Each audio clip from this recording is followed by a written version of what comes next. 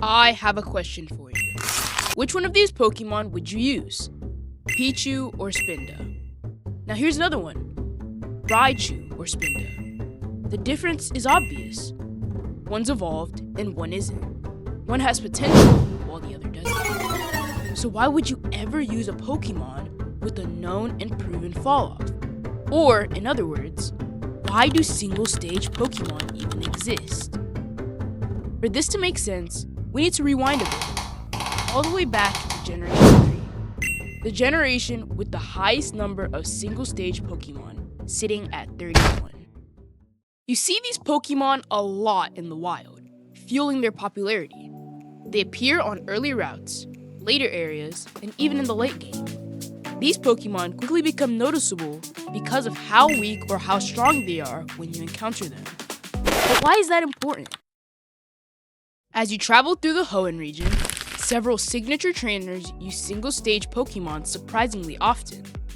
The earliest example is Roxanne's Nosepass, which has 75 more base stats than her two G-units. You'll also face May in Rustboro City, where she uses Torkoal, a Pokemon with a staggering 470 base stat total, and a 160-point difference compared to her Mudkip. These battles can feel difficult, not because you aren't expecting the Pokemon, but because of how strong they are.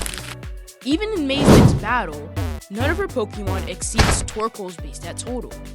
And by the 4th gym, Torkoal is still a major threat as Flannery's ace. Other examples include Pokemon like Tropius, Lunatone, Sorok, and Skarmory. All of these Pokemon have solid stats that feel massive when you encounter them early, but fall off later in the game. So what does this actually mean? These Pokemon aren't there to anger or confuse you, they're there to teach you. Seeing powerful Pokemon early on that don't evolve shows players how to deal with tougher battles without forcing evolution as the solution every time. Single-stage Pokemon are designed to act as controlled difficulty spikes, teaching you how to prepare, adapt, and play smarter rather than just grind levels.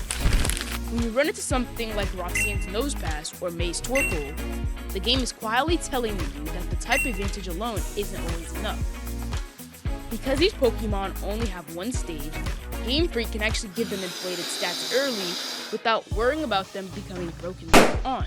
And once you get past them, you're better prepared for gym leaders, rivals, and boss fights that rely on raw power rather than evolution. If you enjoyed the video, make sure to like and subscribe. And check out this video talking about why starter Pokemon are so popular right here.